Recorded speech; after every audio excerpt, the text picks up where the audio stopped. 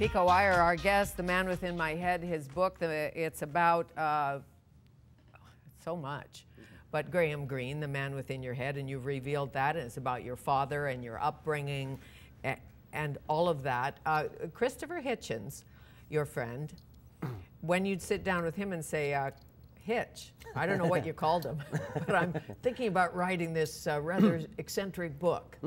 His response was? Well, I think he might have said that he'd written this book already, because if you look at his most recent book, that more or less posthumous, even later, it's called Arguably, I think, a collection of essays that came out just as he was dying. Right.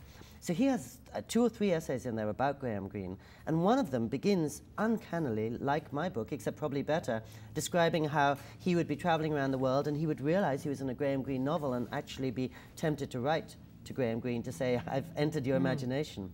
And I mention that only because there was something about Greene that got into people's souls, under their skin, even as more highly regarded writers cannot do. And as I was writing this book, I ran into 8, 9 other people, men and women, English and American, who felt totally possessed by Graham Greene, sometimes with a vengeance. They thought that he was almost exerting a kind of demonic influence upon them. So I don't know what the cause of that is, but it's a fascinating thing to consider. Very much.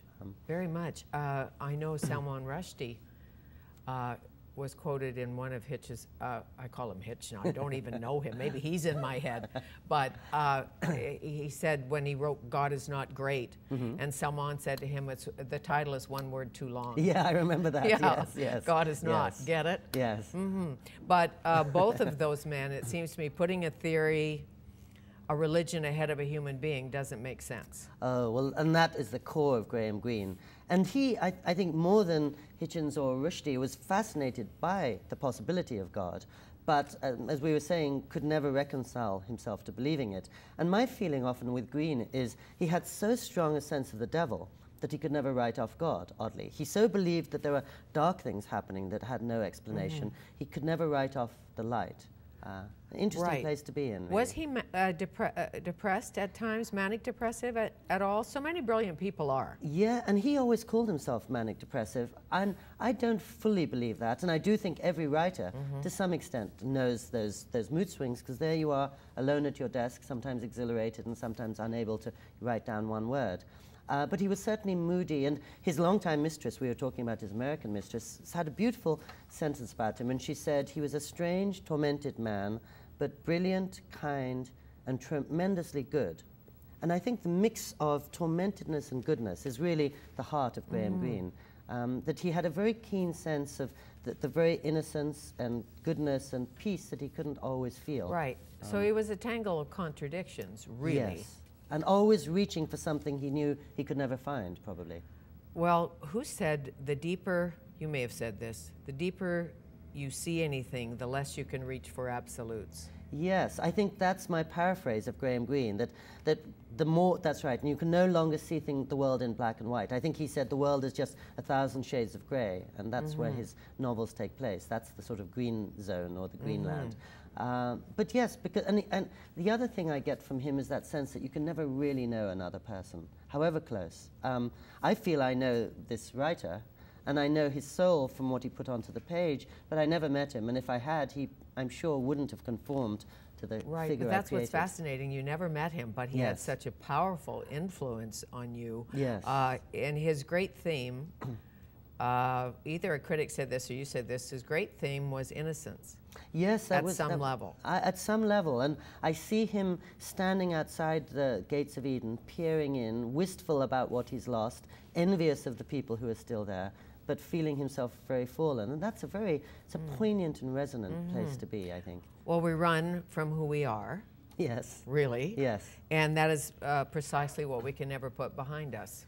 Yes, and I think when I hear that, I think a lot of our parents, because I think for most of us, when we're growing up, to become ourselves, to create our own destiny, to forge our individuality, means turning our back on our parents and going in the opposite direction. We're supposed to do that. We're supposed to do that, and then we find 30 years later we've become our parents.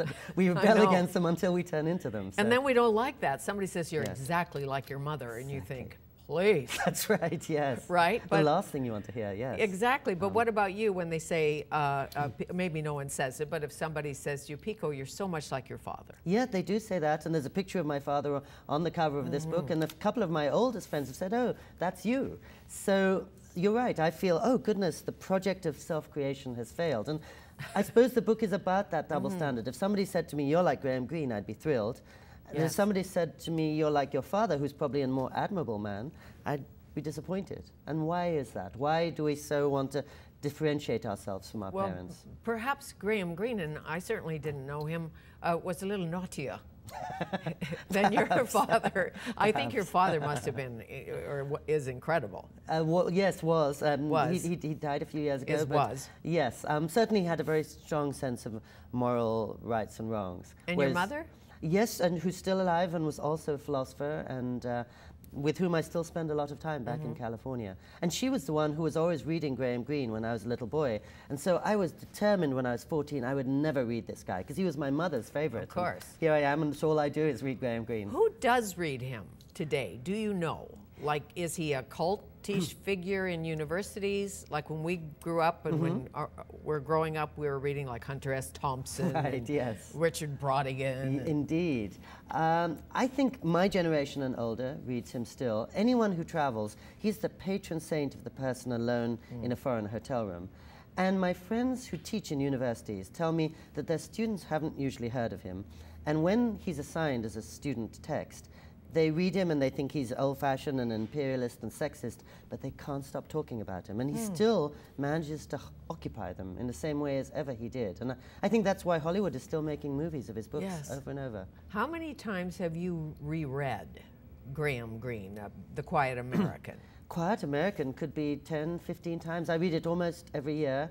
And each time, of course, it changes because I'm changing. And it's become my gospel for a fallen humanity almost. It's become my counter-Bible that I take everywhere, partly because it is leading me through the world's empires. It's explaining Britain and America to me.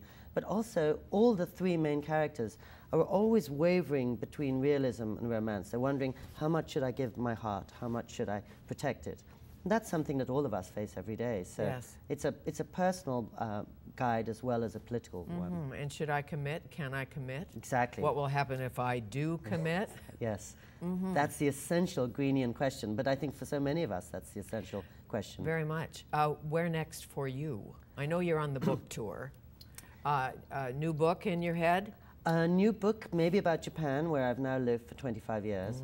And concretely, the day I finish my traveling with this book next week, I'm hoping to go to Iran, but I'm also fearing that my magazine editors who are sending me to Iran may pull the plug on it and I'll have to wait a little bit. But that's been my dream for many years. Searching out nuclear weapons, are you? Or no, the opposite. No? I'm searching out ancient Persia. I mean, the land of mosques and Rumi and those beautiful miniatures. Ever since I was young, I've been fascinated by the Persian aesthetic, and I've always wanted to go to Shiraz and Isfahan and Mashhad, those places. Well, I'm certainly fascinated by Rumi. Yes. Not so much about the nuke weapons. No. No. In fact, I think when you and I were talking before, it was about Rumi quite a few years ago. So I think so. Yeah, we have that passion in common. Very much. Very much. How nice to see you. Really nice to see you. I read your piece, I think it was in the New York Times, on quiet. Yes. And the longing for quiet in this high-tech age. Yes. Where to find it. Yes, we're all hungering to disconnect suddenly. We're so excited about connection. Well, I'll figure out who's in my head and let you know. Please do. Okay, thank you. Thank you very much. Pico Iyer, The Man Within My Head.